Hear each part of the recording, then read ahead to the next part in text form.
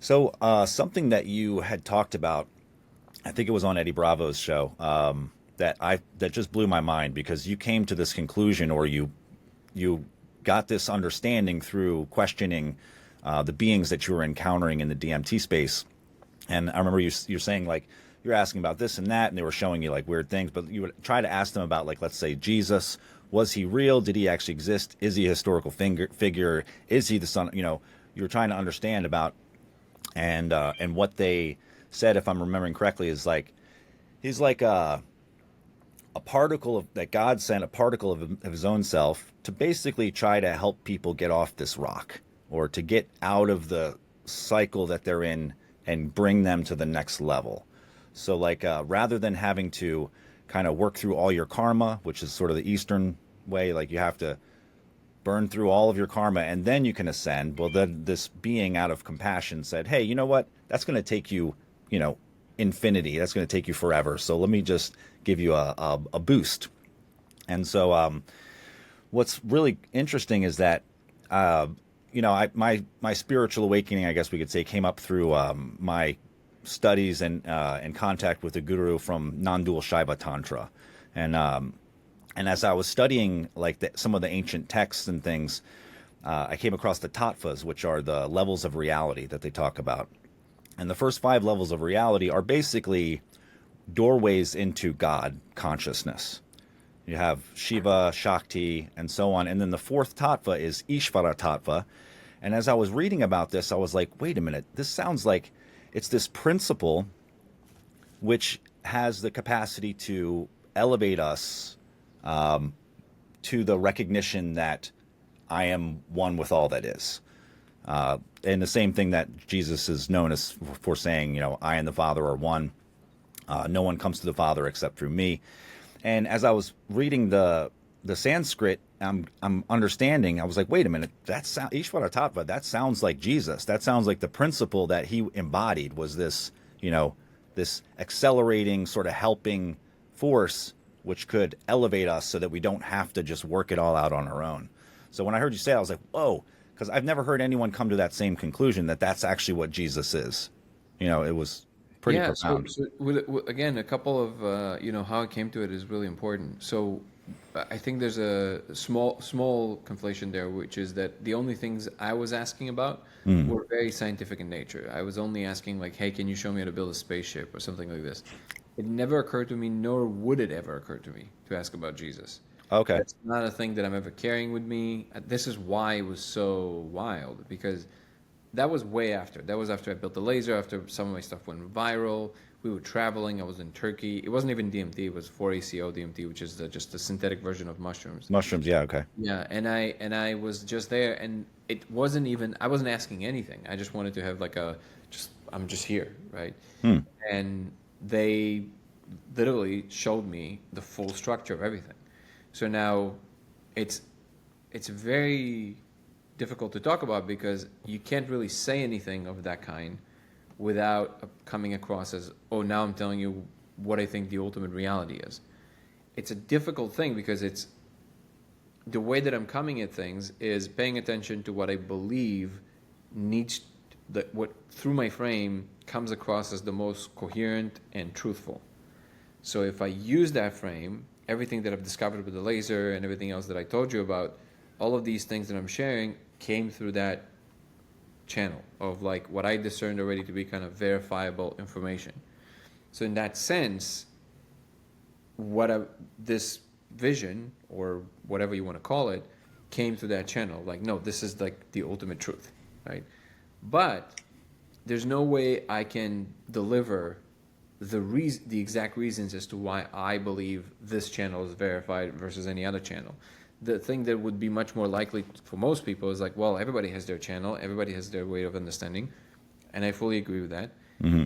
But for me, the way that these things come to me, I'm so hard-headed that actually it took me decades to get to a point where there is a channel that I'm looking at and I'm saying, okay, this I can trust this because it keeps repeating things that are always echoing throughout everything else as very true. So that's just there's just a caveat I wanted to offer because I don't want anybody to think like now I'm dictating to you what I think the ultimate truth is. But But in that vision, they showed me that Jesus Christ is real, and yes, in a sense, it was a really good summation that you gave. That basically God and His infinite, the God that is relevant to us. Let's just say that there's seems to be things above it, above Him, and the ultimate one is actually a woman. Again, I always repeat, not Gaia, because Gaia is Earth. I'm Right. talking about outside of reality, so it's something completely different. And but they showed me that yes, that thing you said that Jesus, no one comes to the Father but me, and that's a very crucial point because what I was shown is that it is incorrect that we're all God. It is not true.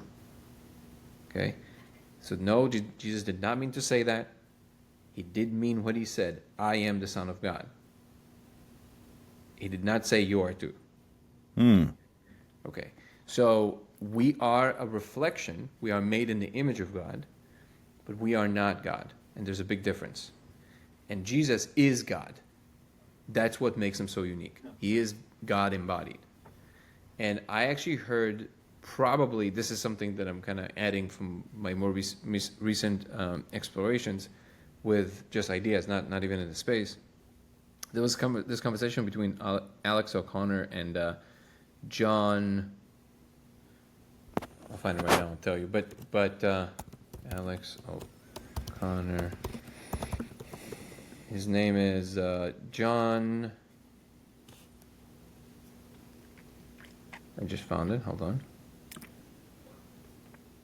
John Lennox. I don't know if you're familiar. I didn't really know who he was, but he's some kind of a theologian, I guess, and probably a priest. But he's also a mathematician. And Alex O'Connor, he has a channel that explores kind of like philosophy and things like this. And he asked him about the question of good and evil, and or the problem with evil.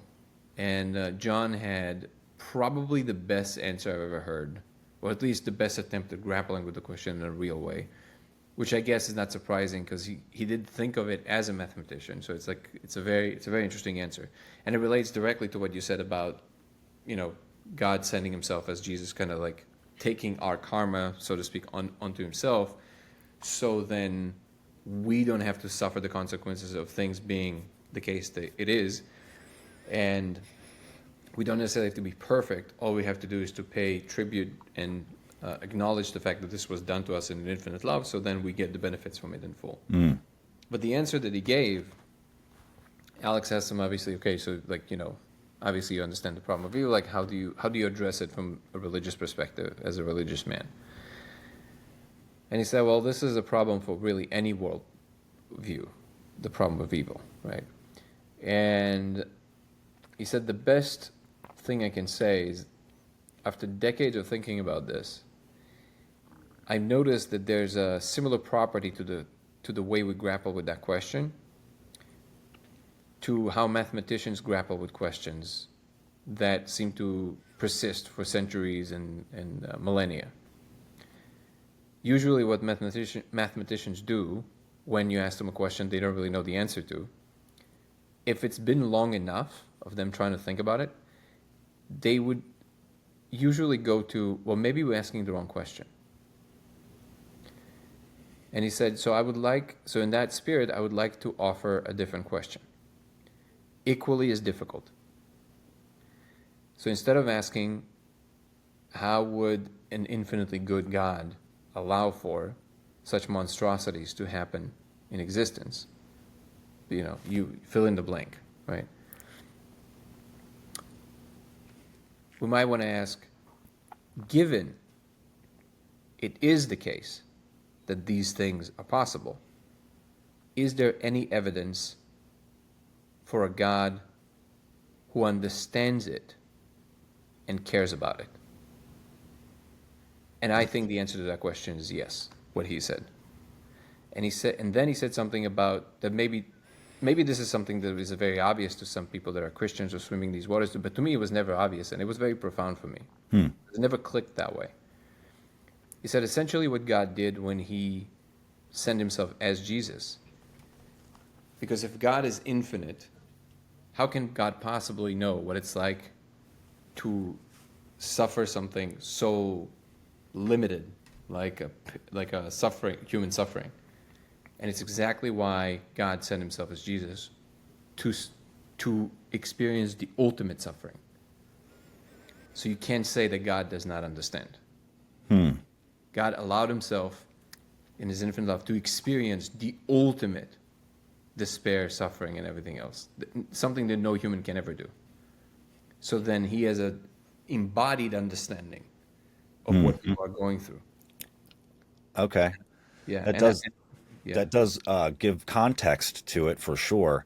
How it was sort of described and in brevity in the Shaiva Tantra is that God chose to express through creation, through this infinite, you know, infinite multidimensional experiential, situation that we find ourselves in. But in order to do that, he couldn't limit himself to just good because that would be a limitation, and God by nature is unlimited. And so we have to have the capacity, at least, for all experience within this contextual realm. yeah, That's one way of looking at it. And then also the Taoists kind of look at it as like, well, everything came from this emptiness. Out of the nothingness was born the Wu Ji, and from the Wu Ji came the Tai Ji was born, which split into duality, yin yang, and that's responsible for the creation of everything that we experience. So yeah. it's a necessary evil, we could say. And I think, yeah, and I think ultimately what it comes down to now in this point in history is what is relevant for actual next step forward. So you can say that there are many frames through which you can look at this problem, and I agree with you. A lot you can describe it in many ways that still make sense. I think that the relevant question to us currently is: are there ways that are more effective en masse that can bring the results quickly? So, for example, everything you just said, if it would be the kind of an idea that when it's instantiated in the mind, you immediately go, oh, say no more, and you change everything about your behavior and everything you do in life, that's a very effective idea. But it's so funny. But it does seem to me that, because I used to, just like any good agnostic person, I was very much of the mind that religion ultimately is a source of evil. Like I actually was completely on the side that thought that ultimately, if you look at Christianity and really all religions at certain periods, they produce more harm than good. Like the Crusades and a lot of human suffering that would not be there. So a very Sam Harris kind of idea where doing the right things for the wrong reasons, like when good reasons are available, right? Which I think still is a good sentence. Like if you can be moral without believing anything preposterous, you're better off that way, Right. Because But then you're not being moral for the sake of persuading some, yeah, higher you, being to have mercy on you at a future date or exactly. whatever. Yeah. It's not. You're not cajoled, but you truly emanate the properties that are required to actually be and make that kind of a world. And I still think that's a good rule to follow. But as I'm watching what's happening in the world, I'm starting to become more convinced that it might be the case that for this particular instance in history, within the time frame that is required to upload this software in people's minds so they start behaving a certain way quickly, en masse, Jesus might be the most effective one. It's because it seems to be proving itself again and again and again. Even if people believe it's just an idea, but there's so many layers there, right? In order to let Jesus truly into your heart, I think I said this on 92, you have to have certain properties that will allow for that to open. You can't just be like, well, I accept Jesus Christ. That's not going to work. You have to truly, truly feel it, open it, right? And that is something that, and it's interesting because I had that vision, but in the vision, it's not like Jesus came to me. They showed me how it works, like a diagram, right? And unmistakably, and this is another thing that I I always describe myself as just a reporter. Like I'm just kind of looking through a peephole, standing on some apple boxes, and people ask me, what do you see? And I say, I see, and then I tell you what I see. But my job is to report honestly. It's not this, I can tell you, hey, this is ideas I have, but I have to be very careful with what is my ideas and what I saw. So what I saw is what I just told you. Jesus was ascending. I think it showed me that it was basically kind of like ending an era, and this is kind of like finishing his contract, and now there's a new contract with us as humanity as a whole that we have to kind of take responsibility now as a collective. But that I saw for sure. And what was interesting is that they could have showed me. They're very clever, so I'm sure there would be a way for them to show me that, what you believe Jesus to be is this function, whatever it is, and different sects of belief systems see him as this different thing, but it's all the same thing essentially. They could have done that, but they didn't. They showed me very clearly Jesus Christ, exactly how he appears in the Bible. What I took it to be is, no, it's that. It's no other things. It's exactly that. So then I have to take that seriously. And even though I saw that, I'm not a Christian. Because maybe I saw also a larger picture, and maybe there's a certain function in me that's supposed to kind of hold back until I have no idea. This is all like I'm just like thinking out loud. But that part was very, very clear. So maybe it's just that on our layer, in our time, the only thing that will ever be relevant for a functional reason will be Jesus and nothing. So there's no reason really to go beyond that understanding as a collective. Like you can entertain any idea you want, but if you want to pass through this next iteration, you need to have a certain percentage of humanity carrying a particular signature, and it might be that there's simply no better way currently.